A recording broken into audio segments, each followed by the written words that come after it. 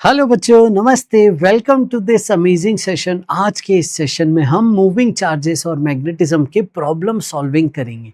जी हाँ बच्चों, आपने देखा होगा कि इस चैप्टर के हर टॉपिक के लिए एक स्पेसिफिक डेडिकेटेडली बहुत ही सुंदर लेक्चर डिजाइन करके आपको इस चैनल पे दिया है। वो आपने देख लिया होगा प्लेलिस्ट में। अब हम उन सारे कॉन्सेप्ट से एक एक बहुत अच्छा सवाल इस चैप्टर में, इस सेशन में आज हम कर रहे होंगे। तो आइए बच्चों, सॉल्व करना स्टार्ट करते हैं। मिक्स्ड प्रॉब्लम सॉल्विंग कंसेप्ट आज हम स्टार्ट करेंगे। जो जो सवाल मैं लाता जाऊंगा उसे आप सॉल्व करना और फिर उसके बाद मेरा सॉल्यूशन देखना और अपना आंसर मैच कीजिएगा। तो स्टार्ट करते हैं। इस सेशन के बाद आप तैयार हो जाएंगे इस चैप्टर के लिए फुल प्रैक्टिस करने के लिए, जो आप मार्क्स ऐप पे जाके प्रैक्टिस कीजिएगा। टेलीग्राम ग्रुप जरूर ज्वाइन कीजिएगा, लिंक डिस्क्रिप्शन में है, जहां पे आपको इस सेशन के नोट्स मिल रहे होंगे। तो आइए बच्चों, स्टार्ट करते हैं सेशन। सबसे पहला सवाल देखो आपकी स्क्रीन पे, ये रहा। आपको देखिए यहाँ पे क्या दिया है। यहाँ पे आपको बोला है दो करंट कैरिंग वायर्स हैं पैरेलल। इस तरीके से देखो करंट कैरिंग वायर्स आपको बनाई गई हैं। दोनों वायर्स में बाहर की तरफ करंट आ रहा है। इन दोनों वायर्स का बीच का डिस्टेंस दिया है 2d। करंट आ रहा है। Variation of magnetic field along the line x axis आपको ग्राफ बनाना है। देखिए ये एक्स एक्सिस पे दोनों करंट कैरिंग वायर रखी हुई है। अब मैग्नेटिक फील्ड बताइए इस लाइन में किस तरीके से वेरी करेगी, उसका ग्राफ बना के बताइए। तो ऐसे ही सवाल इलेक्ट्रोस्टैटिक्स में आते हैं। इलेक्ट्रिक फील्ड का ग्राफ बनाया जा रहा होता है। इलेक्ट्रिक फील्ड के ग्राफ आपको नहीं आते हैं तो आप इलेक्ट्रोस्टैटिक्स में प्लेलिस्ट में जाके देखिएगा, वहां पे आपको लेक्चर मिल जाएगा, उसे अच्छे से आप सीख सकते थे। आइए अब मैं ये वाला सेशन आपको पूरा अच्छे से बताता हूँ। यहाँ पे देखिए, ये करंट कैरिंग वायर, ये करंट कैरिंग वायर। सबसे पहले मेरे को बताओ आप, सबसे पहले एकदम इंफिनिटी दूर पे, यहां पे वायर से बहुत दूर, मैग्नेटिक फील्ड का इनफाइनाइट वायर का फॉर्मूला क्या है, ये रहा। अगर डिस्टेंस बहुत बढ़ा दूं तो मैग्नेटिक फील्ड क्या होगी, टेंडिंग टू जीरो होगी, मानते हो? तो बहुत दूर इंफिनिटी पे फील्ड जीरो होनी है, यहां भी बहुत दूर इंफिनिटी पे जीरो होनी है। अब इनके एकदम आसपास देखिए, अगर मैं एकदम इसके आसपास देखूं, डिस्टेंस को टेंडिंग टू जीरो करो तो पूरी वैल्यू कितनी आ जाएगी, ये टेंडिंग टू इंफिनिटी आ जाएगी। मतलब इनके आसपास वैल्यू इंफिनिटी पे होगी। आइए अब उसका डायरेक्शन देखते हैं। अगर मैं इस करंट की बात करूं तो अंगूठा बाहर आएगा बेटा, अंगूठा बाहर आएगा। ये फिंगर्स आपको मैग्नेटिक फील्ड का डायरेक्शन दे रही हैं। यानी मैग्नेटिक फील्ड लाइंस इस करंट की इस तरीके से होगी, यहां पे ऊपर, यहां पे नीचे। इसका मतलब एकदम इसके पास इस तरफ ऊपर पॉजिटिव डायरेक्शन में, तो प्लस इंफिनिटी, मतलब ग्राफ ऊपर से शुरू होगा। इस तरफ नीचे जा रही है यानी माइनस इंफिनिटी, यानी ग्राफ नीचे से शुरू होगा। इन दोनों के बीच में बात करूं अगर मैं, तो बताओ मैग्नेटिक फील्ड क्या होगी। आ जाओ मैं बताता हूं। इस करंट के कारण देखो करंट बाहर, सेम मैग्नेटिक फील्ड लाइंस होंगी इसी तरीके से। यस, यहां पे ऊपर, यहां पे नीचे, इधर प्लस इंफिनिटी ऊपर से ग्राफ चालू, यहां पे माइनस इंफिनिटी नीचे से ग्राफ चालू। अब देखो बीच वाले इलाके में इसके कारण ऊपर आएगी फील्ड, इसके कारण नीचे आएगी। सेम करंट है तो एकदम जो मिड पॉइंट होगा वहां पे दोनों की फील्ड क्या हो जाएगी, जीरो। तो यहां पे फील्ड हो गई जीरो। अब देखो इधर प्लस इंफिनिटी, फिर कम होके जीरो, फिर माइनस इंफिनिटी। यानी ये ग्राफ जो सेंट्रल रीजन में है इस तरीके से बनेगा। इस तरफ आते हैं प्लस इंफिनिटी से जीरो तक जाना है, इस तरफ आते हैं तो माइनस इंफिनिटी से जीरो जाना है। ये आपका ग्राफ बना बेटा पूरा सेटअप, और ये सेटअप है ऑप्शन बी में, तो B is the correct answer. Moving on to the next सवाल। ये सवाल बहुत बार एग्जाम में आया हुआ है। पॉज करिए, सवाल को पढ़िए और सॉल्व कीजिए। यहां पे work done by magnetic field, work done by electric field, power of magnetic field, power of electric field, angular momentum, इस पे सवाल पूछा गया है। तो आइए जल्दी से पढ़िए सवाल को और फिर सवाल को सॉल्व कीजिए। बताइए क्या है आंसर, इसका करेक्ट आंसर बेटा आपको बताना था। यस, आ जाओ सॉल्व करना स्टार्ट करते हैं। सबसे पहले मैं आपको यहां पे इसका कंसेप्ट सिखा देता हूं। तो आ जाओ बेटा, इसका कंसेप्ट सीखते हैं। Work done by electric force, आप क्या लिखेंगे? Work done by electric force हम लिखेंगे सिंपल फोर्स डॉट डिस्प्लेसमेंट। समझ गए बेटा? अच्छा सर, एक बात और बताओ, यहां पे फोर्स क्या लिखोगे आप? फोर्स हम लिखेंगे Q इंटू ई। ठीक है। अब अगर आपकी इलेक्ट्रिक फील्ड एक्स एक्सिस में है, जो यहां पे दी थी एक्स एक्सिस में ही दी थी, तो डिस्प्लेसमेंट एक्स का ही लीजिएगा। तो एक्स डायरेक्शन का फोर्स इंटू एक्स डायरेक्शन का डिस्प्लेसमेंट, क्योंकि डॉट प्रोडक्ट में सिर्फ सेम डायरेक्शन वालों का मल्टीप्लाई होता है, तो एक्स का फोर्स इंटू एक्स का डिस्प्लेसमेंट करके वर्क डन आ जाएगा। अब हमें यह पता है कि work done by magnetic force हमेशा जीरो होता है। Work done by magnetic force हमेशा जीरो होता है। यस, मैग्नेटिक फोर्स का वर्क डन अगर हमेशा जीरो है बच्चे, तो आपको यह पता है वर्क डन क्या होता है? काइनेटिक एनर्जी में जाता है। अगर वर्क डन जीरो है तो इसके कारण काइनेटिक एनर्जी चेंज नहीं होगी। तो magnetic force does not change kinetic energy, does not change speed, does not change speed. मानते हो ये बात? चलिए आगे। तो अगर दोनों के प्रेजेंस में स्पीड बदल दी गई, तो वो स्पीड किसने बदली? इसने कि इसने? तो इलेक्ट्रिक फील्ड ने। यानी work done by electric field को आप लिख सकते थे चेंज इन काइनेटिक एनर्जी। ये हो गया वर्क एनर्जी थ्योरम का एप्लीकेशन। फिर आपसे पूछ रहा है पावर, बताइए। पावर का फॉर्मूला होगा फोर्स डॉट वेलोसिटी। फिर आपसे पूछ रहा है एंगुलर मोमेंटम, बताइए इस सवाल में।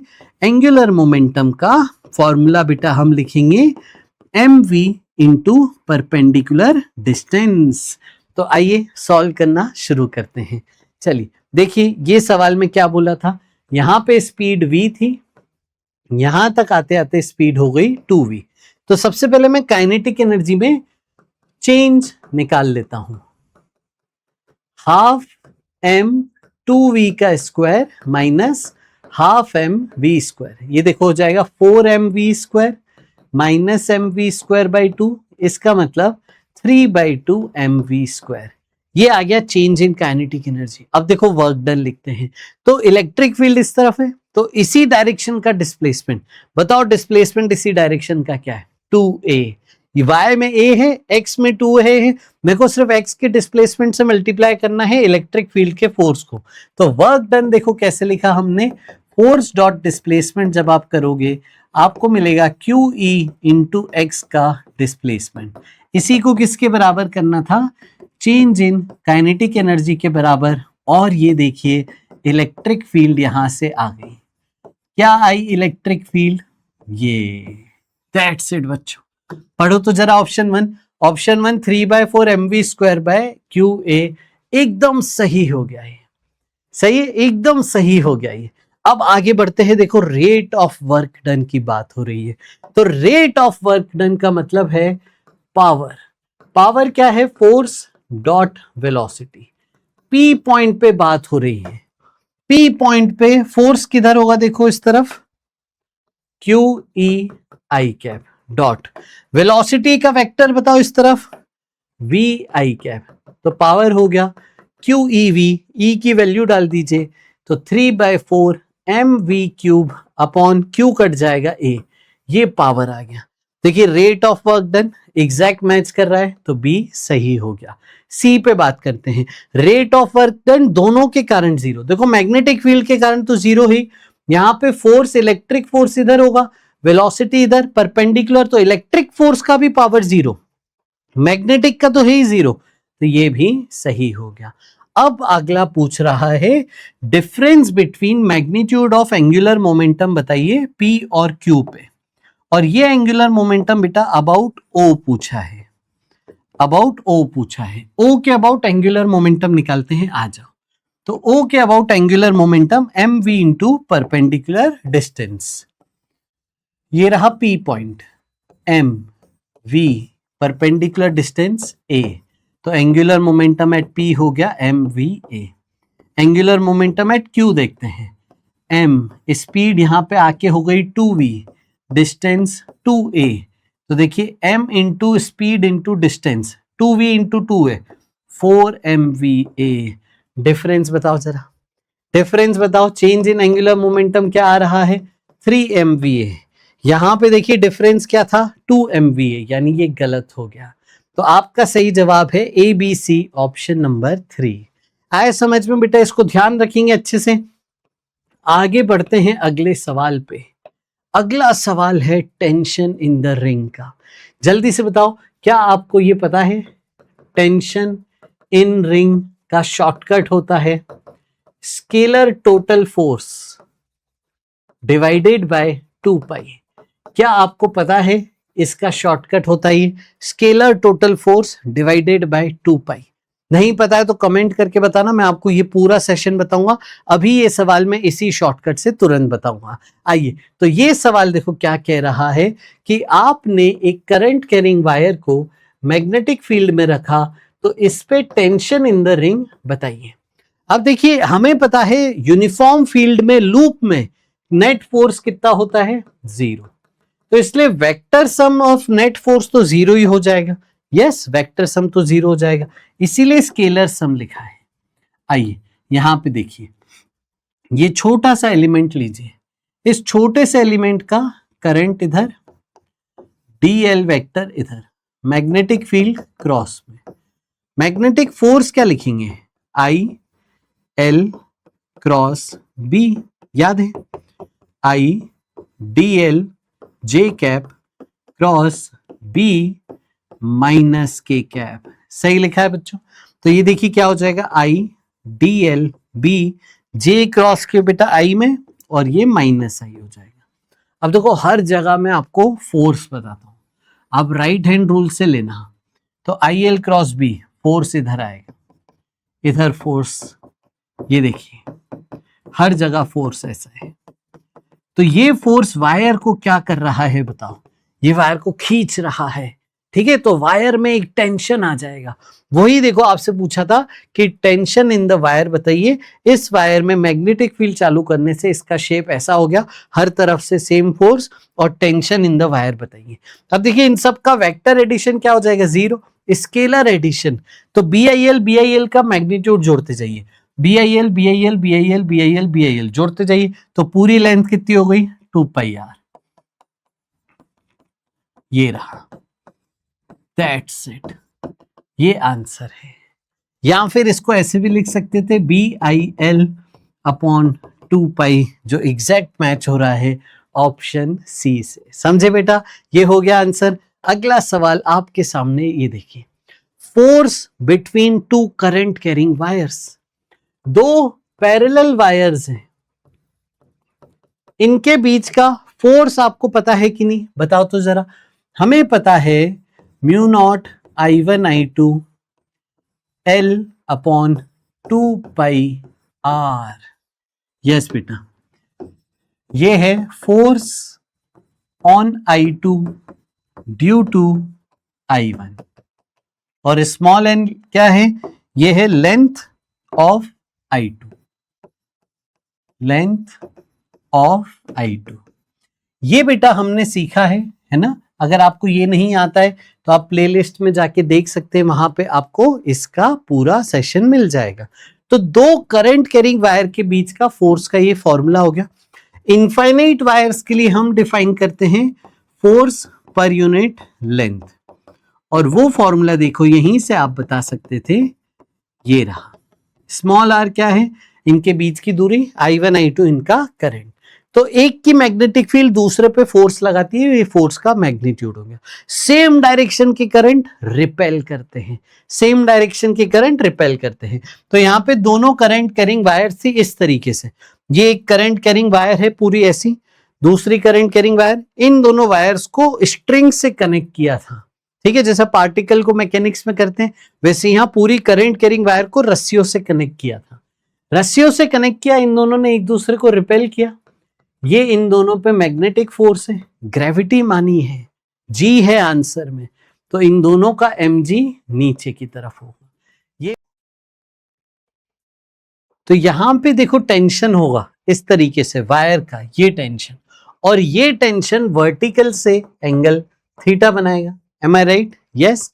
अब इसके कंपोनेंट्स लीजिए, तो ऊपर की तरफ कंपोनेंट क्या आएगा बेटा, टी कॉस थीटा, नीचे mg, इस तरफ बेटा आपका magnetic force between the wires, इस तरफ आपका tension sine theta, am I right. अब इसे आप बैलेंस कीजिए, तो आप लिखेंगे T sine theta is equal to हमारा magnetic force between the wires T cos theta equal to M G, बस आपको डिवाइड करना था, दैट्स इट, आंसर आ गया। Ten theta is equal to magnetic force between wire upon m g, magnetic force between wire mu naught I I same current दिए थे into length upon 2 पाई, इनके बीच की दूरी अपॉन में मास इनटू ग्रेविटी। समझ गए बेटा, यहां पे बस आपको वैल्यू डालनी है। अब देखो ध्यान से, यहां पे आपको वायर की लेंथ नहीं दी थी। अच्छा, वायर की लेंथ ये वाली लेंथ नहीं होगी, वायर की length into the length into the plane होगी, वायर ऐसी अंदर जाती हुई, तो इस वायर की लेंथ इनटू द प्लेन है, वो नहीं दी। मैं कुछ मान लेता हूं यहां पे, लेंथ ऑफ वायर को मैं मान लेता हूं d। अब देखो यहां पे मास भी नहीं दिया है, आपको बोला है कि लैम्डा लीनियर मास डेंसिटी है, मास अपॉन लेंथ, तो लैम्डा है बेटा मास अपॉन लेंथ, तो मास यहां से क्या हो गया जरा बताइए, मास यहां से हो जाएगा लैम्डा इंटू लेंथ।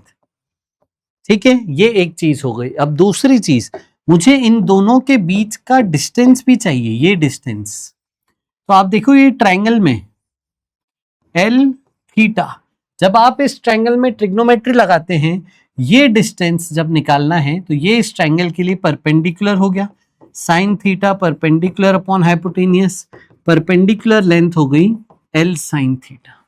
ये एल साइन थीटा है, ये भी एल साइन थीटा, तो दोनों वायर्स के बीच की दूरी कितनी हो जाएगी वो यहां रखनी है, दोनों वायर्स की बीच की दूरी हो गई 2l साइन थीटा। हमने वायर की लेंथ जो इनटू द प्लेन लेंथ थी वो यहां रखनी है, वो ली थी d, मास को रखना है लैम्डा इंटू d। अब इसे सॉल्व कीजिए, तो देखिए d से d कट गया, क्या मिल रहा है देखिए, जल्दी से देखिए क्या मिल रहा है, हमें मिल रहा है tan theta is equal to mu naught I square upon 4 pi L sine theta into आगे 4 pi L sine theta into lambda into G. Yes, समझे बेटा जी। और यहां पे tan थीटा को साइन अपॉन कॉस लिख दीजिए, तो देखिए हो जाएगा 4 sine square pi L lambda G upon mu naught, ये आपको मिला आई स्क्वायर। करंट पूछा था इस सवाल में, तो 2 साइन थीटा बाहर अंडर रूट में pi lambda L G upon mu naught. अब देखिए tan को साइन अपॉन कॉस, तो एक कॉस भी आएगा नीचे, तो वो कॉस यहां पे नीचे, देखिए करंट आपका आ गया 2 साइन थीटा, ये रहा। ए इज द करेक्ट ऑप्शन। आया हुआ है सवाल, देखो एग्जाम में 2015 में। यहां पे देखिए अब अगला comprehension, torque on current carrying loop पे है, टॉर्क की वैल्यू दी है, पोटेंशियल एनर्जी दिया है, ये होता है। अब देखो ध्यान से सुनना, यहाँ पे एक बहुत बड़ी ट्रिक है सवाल में जो बच्चे गलत करते हैं। करंट कैरिंग रिंग है, सेंटर ओरिजिन पे है, मोमेंट ऑफ इनर्शिया दिया है about an axis passing through its centre perpendicular to the plane. एक रिंग है जिसके सेंटर से पास होती हुई जो z एक्सिस है, उस z एक्सिस के अबाउट इसका मोमेंट ऑफ इनर्शिया रिंग का क्या होता है बेटा, mr स्क्वायर, वो आपको गिवन है। mr स्क्वायर की वैल्यू आपको गिवन है, centre axis perpendicular to the plane, इसका मोमेंट ऑफ इनर्शिया गिवन है। अब क्या बोला है, मैग्नेटिक मोमेंट ये है, ठीक है, सेंटर पे ओरिजिन पे रखा है, मैग्नेटिक मोमेंट देखो कैसा है। हमें ये पता होता है कि अगर रिंग ऐसी है तो मैग्नेटिक मोमेंट सेंटर से परपेंडिकुलर होगा, प्लेन के परपेंडिकुलर होगा, ये हमें पता होता है। फिर मैग्नेटिक फील्ड दे दी, एंगुलर एक्सीलरेशन पूछा है, देखो torque equal to I alpha करना है, टॉर्क निकालना है, आई अल्फा करना है, अल्फा निकालना है, ये सवाल था। देखो ट्रिक क्या है समझाता हूं, सबसे पहले मैं टॉर्क निकलवा देता हूं, फिर ट्रिक निकालना सीखेंगे। एम क्रॉस बी, एम दिया था बेटा ये, और बी ये था, एक बार वैल्यू चेक कर लो जल्दी से बेटा, 3i माइनस 4, 4 और 3, यस। तो अब देखो i का i से 0, i का j से लेना है 9, i क्रॉस j k हो जाएगा, -4 इंटू 3, j क्रॉस j 0 हो जाएगा, j क्रॉस i होगा, तो यहां पे ये हमें लेना है j का i के साथ, -16, j cross i minus k हो जाएगा। तो आप देखिए ये हो गया 25 k कैप, ये आपका टॉर्क आ गया, समझ गए। अब देखो यहां पे ये बहुत इंपॉर्टेंट था समझना, रिंग कैसे रखी है। अगर मैं ये x और ये y प्लेन मानता हूं तो मैग्नेटिक मोमेंट कैसा था, आप देखिए मैग्नेटिक मोमेंट था I और माइनस जे, I और माइनस जे मतलब मैग्नेटिक मोमेंट इस तरीके से था, यानी जो रिंग है वो ऐसी रखी होगी, समझ रहे हो। और z एक्सिस किधर है सर, z एक्सिस किधर है, z एक्सिस इस तरफ है, ये रही आपकी z एक्सिस दिखानी है तो आप ऐसे आउट ऑफ द प्लेन इस तरीके से आप z एक्सिस दिखा दीजिए, समझ गए, ये आपकी z एक्सिस होगी। तो अब देखो मैं आपको ऐसे समझाता हूं, ठीक है। रिंग मान लीजिए मेरे हाथ में ये रिंग है, ठीक है, अभी रिंग इस तरीके से रखी हुई होगी, ये देखिए ये रिंग जो है, ये रिंग आपकी किस तरीके से रखी वो सोचना था। ये एक्स वाई प्लेन में रखी हुई है, ठीक है, नहीं सर एक्स वाई प्लेन में नहीं रखी हुई है। इसको एक काम करो सर, आपको और अच्छा तरीका बताता हूं, आप मेरे को ये बताओ सर, देखो बस यही समझना था, इसीलिए ये सवाल दिया जा रहा है, ये समझ गए तो काम हो गया। मैग्नेटिक मोमेंट I और J में है, टॉर्क यहां पे K कैप में है, टॉर्क K कैप में है, इसका मतलब क्या है ये समझे आप, टॉर्क K कैप में है मतलब जो रोटेशन एक्सिस है वो K कैप होगी, रोटेशन एक्सिस जो होगी वो K कैप होगी, ये बात समझे। अब मैग्नेटिक मोमेंट से परपेंडिकुलर होता है लूप, ठीक है, तो अगर लूप ऐसा होगा तो मैग्नेटिक मोमेंट बाहर होगा, अगर लूप ऐसा होगा तो मैग्नेटिक मोमेंट यहां होगा, अगर लूप थोड़ा सा टिल्टेड होगा इस तरीके से तो मैग्नेटिक मोमेंट यहां होगा, मानते हो ये बात। यानी जो रिंग है वो इस तरीके से थी और ये जो z एक्सिस है वो इसका डायमीटर थी और मैग्नेटिक मोमेंट xy प्लेन में था इस तरीके से, और ये मैग्नेटिक मोमेंट xy प्लेन में था। आपको ये समझना था कि रिंग ऐसी ना होके रिंग ऐसी है, इस तरीके से रिंग ऐसी ना होके ऐसी है, तो आपकी जो एक्सिस है वो एक्सिस z एक्सिस डायमीटर थी। अब डायमीटर के अबाउट मोमेंट ऑफ इनर्शिया क्या होता है, डायमीटर के अबाउट मोमेंट ऑफ इनर्शिया होता है mr²/2, mr² की वैल्यू दी थी डिवाइडेड बाय 2, यानी ये मोमेंट ऑफ इनर्शिया लेना था, ये सोच सही थी। Torque equal to I alpha, 25 equal to alpha देखिए आ जाएगा 2500, बस ये आंसर है। अगर आप मोमेंट ऑफ इनर्शिया जो दिया है वही लेते तो आंसर गलत टिक करके आते, इसलिए सवाल बहुत इंपॉर्टेंट बहुत ट्रिकी हो जाता है। अब देखिए ये भी बहुत इंटरेस्टिंग है, मैक्सिमम एंगुलर वेलोसिटी बताइए of the ring, maximum angular velocity देखो कैसे बता रहे, ये भी मैं सिखा देता हूं, आ जाओ। तो मैक्सिमम एंगुलर वेलोसिटी हम कंजर्वेशन ऑफ एनर्जी से बता रहे हैं, यस। तो आप देखिए ये 0 हो गया, इनिशियल मैं आपको बता देता हूं, इनिशियल आपको ये गिवन था, ठीक है, मैग्नेटिक मोमेंट और मैग्नेटिक फील्ड आपको गिवन थे, डॉट प्रोडक्ट लीजिए 0 आ गया, initial magnetic field initial potential energy 0 है, इसका मतलब आपका मैग्नेटिक मोमेंट और मैग्नेटिक फील्ड एक दूसरे से परपेंडिकुलर है, ये इनिशियल सेटअप है।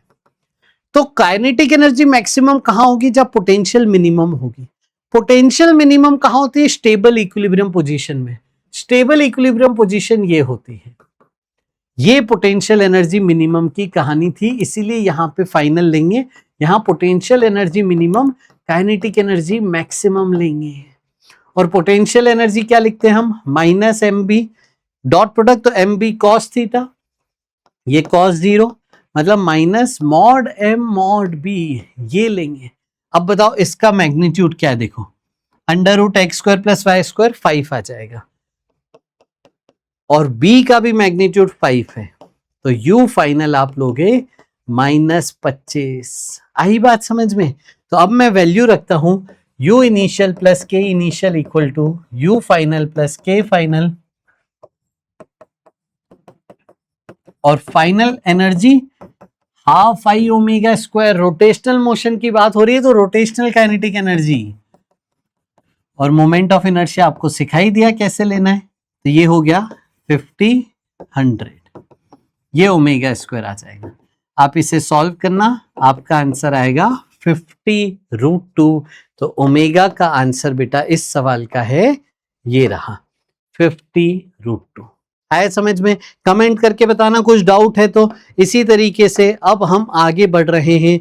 ये सवाल भी बड़ा इंटरेस्टिंग है, कॉम्प्रिहेंशन है सवाल। देखिए, करंट कैरिंग लूप ABCD दिया है, प्लेन ऑफ पेपर में है, आर्क BC और आर्क AD का रेडियस दिया है, लूप को ज्वाइन कर दिया है, लूप का करंट दिया है, angle made by AB and CD at origin O is 30 degree. Another straight wire steady current I1 flow कर रहा है और I1 perpendicular to the plane है। फिर क्या पूछा है, magnetic field due to loop इस पॉइंट पे बताइए, और I1 के कारण इस पे फोर्स बताइए। आ जाइए, तो बारी बारी से करते हैं। सबसे पहले इस लूप के कारण सेंटर पे मैग्नेटिक फील्ड पूछी है, तो इस वायर के अलोंग ही है, तो वायर की करंट 0 हो जाएगी, इसी वायर के अलोंग है, इसके करंट 0 हो जाएगी। थीटा एंगल की आर्क है, ये आर है, तो आर्क के कारण मैग्नेटिक फील्ड क्या होती है, μ0I/4πr इंटू थीटा। ये मैग्नेटिक फील्ड होती है आर्क के कारण। डायरेक्शन ऑफ करंट देख लीजिए, ये रहा। ठीक है, अब ध्यान से देखो डायरेक्शन, इसके कारण आउट ऑफ द प्लेन होगी और इसके कारण इनटू द प्लेन होगी। ये मैं नाम दे देता हूं, नाम तो दिए ही हैं, AD और BC।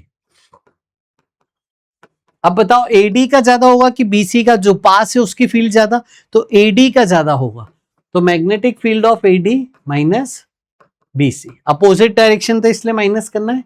ये नेट मैग्नेटिक फील्ड होगी, करंट सेम है, रेडियस अलग है, एक का A था और थीटा, दूसरे का रेडियस था B। ठीक है बेटा, आ जाओ, तो कॉमन चीजें ले लेते हैं, और थीटा कितना है बेटा 30 डिग्री, इसको रेडियन में रख दो, और ये हो गया 1/a माइनस 1/b। तो सॉल्व करिए, देखिए ये आपका आंसर आ जाएगा। मैग्नेटिक फील्ड और AD के करंट ज्यादा है, इसके कारण आउट ऑफ द प्लेन, तो net magnetic field out of the plane आएंगी।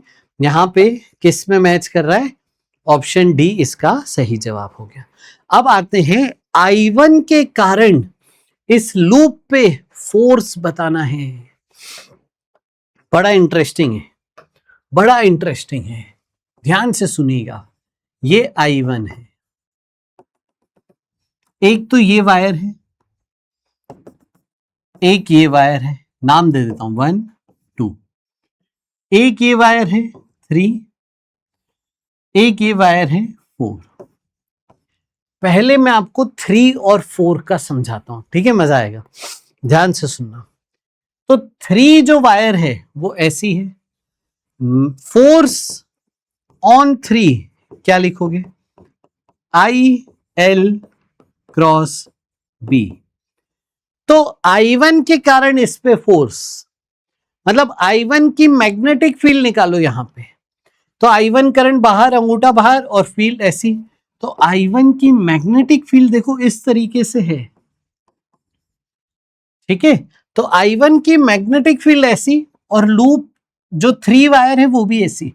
क्या आपको ये वायर का करंट और ये पैरेलल नहीं दिख रहे, और पैरेलल का क्रॉस प्रोडक्ट क्या होता है? 0। ठीक उसी तरीके से जब 4 के लिए बात करोगे तो 4 के केस में एंटी पैरेलल हो जाएंगे तो 4 में भी 0। तो force on DA and BC 0 आएगा। आई बात समझ में? चल आगे चलते हैं। ये रहा ऑप्शन डी और ये सही जवाब है। अब मैं आपको वायर 1 पे फोर्स निकालना सिखाता हूं। देखिए इंटीग्रेशन करना पड़ेगा, वेरिएबल है। ये रहा, ये वायर है, समझ गए? अब ध्यान से सुनना। x पे dx थिकनेस लीजिए, इसका करंट है I, तो ये जो एलिमेंट है वो है I dx, फोर्स होगा I dx cross B। Magnetic field देखिए, इसके कारण ये देखिए अंगूठा बाहर और ऐसे जा रहा है, तो मैग्नेटिक फील्ड ऐसे आएगी वायर की। तो दोनों पहले से ही परपेंडिकुलर हैं, तो साइन 90 आ जाएगा, यानी बस इतना होगा फोर्स। फिर B की वैल्यू क्या होगी? Mu naught I upon 2πx, infinite wire की। इस फोर्स को इंटीग्रेट करना है। x क्या है? रेडियस, इनर रेडियस था A, आउटर रेडियस B, तो A से B लिमिट लगाइए, तो देखिए फोर्स क्या बन गया। जो कांस्टेंट टर्म्स हैं वो बाहर ले लीजिए, dx अपॉन x का इंटीग्रेशन आ जाएगा बेटा ln में। ये देखिए, और लिमिट A से B लोगे तो higher limit minus lower limit करोगे, ये फोर्स आ जाएगा AB वायर में, इतना ही फोर्स आ जाएगा CD वायर में। अब हम डायरेक्शन ऑफ फोर्स देखते हैं। मैग्नीट्यूड बता दिया, अब डायरेक्शन ऑफ फोर्स। तो मैग्नेटिक फील्ड इधर है, तो IDL क्रॉस B बाहर, ठीक है? तो अब ध्यान से समझना, इस वायर पे बाहर फोर्स है, इस वायर पे अंदर फोर्स हो जाएगा, तो इस पूरे लूप पे एक बाहर फोर्स एक अंदर फोर्स, तो इस पे टॉर्क लगेगा इस तरीके से घुमाने का। मतलब इधर से देखोगे तो आपको क्लॉकवाइज टॉर्क दिख रहा होगा, समझ गए? तो इस पे टॉर्क जरूर लगेगा। फोर्स आपको बता दिया कैसे निकालना है। फोर्स पूरे लूप पे फोर्स 0 होगा क्या? बताओ जरा। इन दोनों वायर पे तो फोर्स 0 है ही, इन दोनों वायर का फोर्स, एक का बाहर एक का अंदर, तो वो भी कैंसिल हो गया। पूरे लूप पे फोर्स 0 है। AD वायर BC वायर पे फोर्स 0 है। AB और CD का फोर्स निकालना सिखा दिया, ln में आ रहा है, एक बाहर एक अंदर। ओवरऑल लूप का नेट फोर्स 0 आ जाएगा। आइए चलते हैं अगला सवाल, second last problem of the day. इस सवाल को आप पढ़िए, सॉल्व करिए, मोर देन 1 करेक्ट सवाल है। आ जाओ मैं जल्दी से बता दूं। नेगेटिव चार्ज को वेलोसिटी v दी, क्रॉस में मैग्नेटिक फील्ड दी। क्यू वी क्रॉस बी करोगे, फोर्स इधर आ रहा है, लेकिन नेगेटिव चार्ज के कारण उल्टा कर दोगे तो फोर्स इधर आ जाएगा। तो यहां पे कहीं सेंटर होगा, इस सेंटर के अबाउट ये सर्कुलर मोशन करेगा और इस तरीके से ये बाहर निकल रहा होगा। आई बात समझ में? इस तरीके से ये बाहर निकल रहा होगा। अब आपको क्या बोला है कि बाहर किसी एंगल पे निकला बीटा, आया किसी एंगल पे अल्फा पे था। अब ध्यान से सुनना, अल्फा और बीटा का रिश्ता निकाल रहे हैं, वही पूछा है सबसे पहले। ये एंगल अल्फा, ये टेंजेंट, ये रेडियस, तो 90, ये हो गया 90 माइनस अल्फा। अब ये जो ट्रायंगल है, ये ट्रायंगल आपस में कैसा है बताओ जरा। ये एक आइसोसेलेस ट्रायंगल है क्योंकि ये दोनों रेडियस है, तो जो ये एंगल वो ये एंगल। देखो सिमेट्रिसिटी है, तो पूरा एंगल ये 90 हो जाएगा। यहां पे अगर मैं देखूं इस तरीके से, तो ये 90, ये वाला एंगल हो गया अल्फा। तो बीटा और अल्फा एंगल जो मेंशन थे वो सबसे पहले तो क्या होने चाहिए? सेम होने चाहिए। सही जवाब है। मैग्नेटिक फील्ड कभी भी स्पीड नहीं बदल सकता, तो स्पीड एग्जिट के टाइम सेम रहेगी। सही पॉइंट है। पी क्यू की डिस्टेंस बोल रहा है, ये पी ये क्यू, पी क्यू की डिस्टेंस। ट्रायंगल देखो, ये पी क्यू सी, ये रेडियस आर, ये रेडियस आर। यहां से तोड़ता हूं। सबसे पहले ये वाला एंगल बताओ तो जरा, ये एंगल क्या होगा, देखो इन तीनों का सम होना चाहिए 180 डिग्री। 180 डिग्री में से इन दोनों को माइनस करोगे तो ये एंगल आ जाएगा 2 अल्फा। अब बीच से तोड़ा है तो ये एंगल आ गया अल्फा। अब ये देखिए ये m मान लेता हूं, तो P M upon R, P M upon R ये हो गया साइन अल्फा।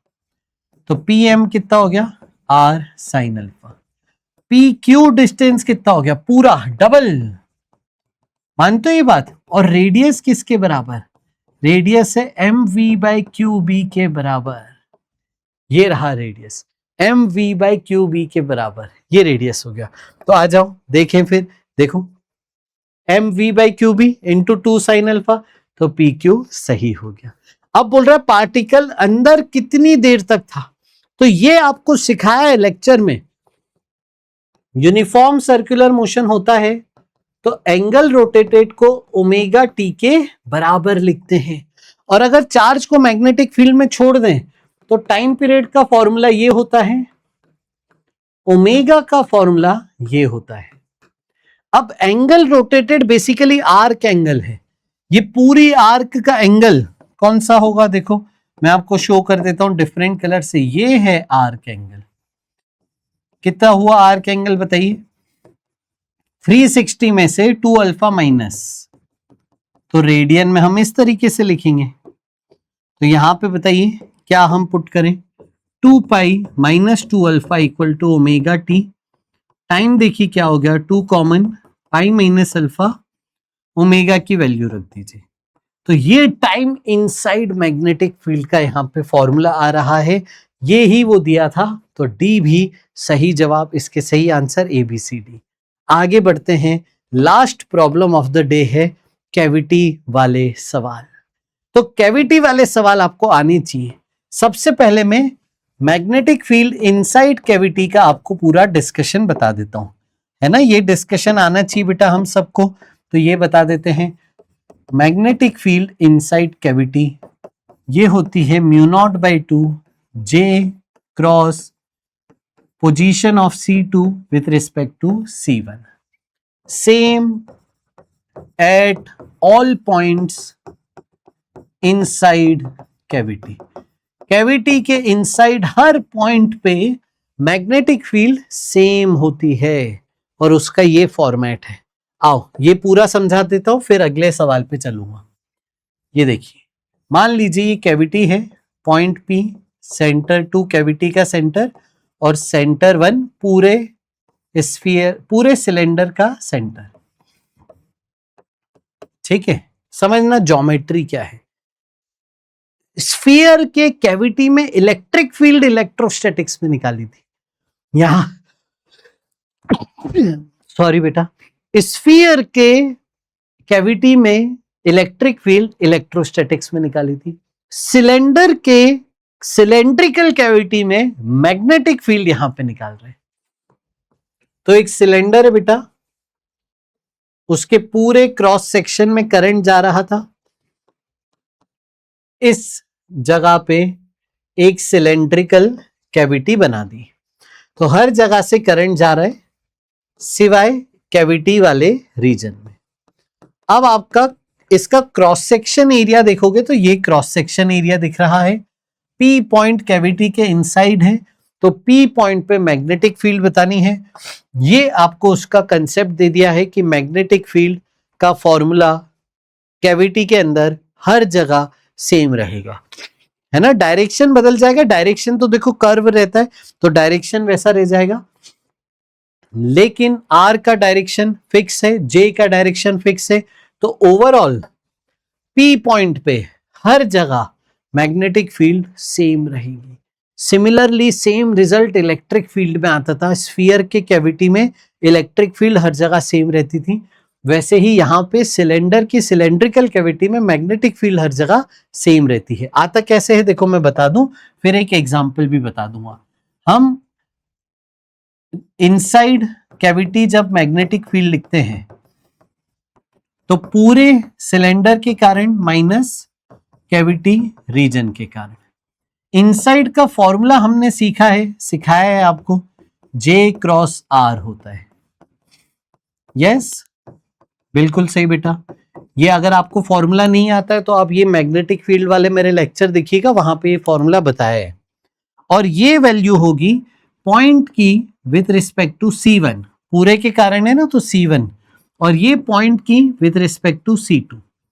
ये देखिए mu naught by 2 common, J बाहर, RP_C1 माइनस RC2P, इसको उल्टा कर दीजिए तो माइनस साइन के साथ हो जाएगा RC1P RC2P।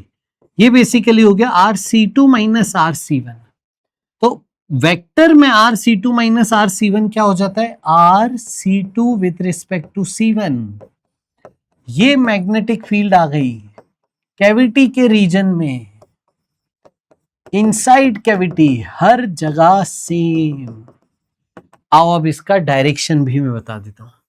तो मान लीजिए करंट सब जगह से इनटू द प्लेन जा रहा है, ये J का हमने करंट है, ये C2 कैविटी का सेंटर, ये C1।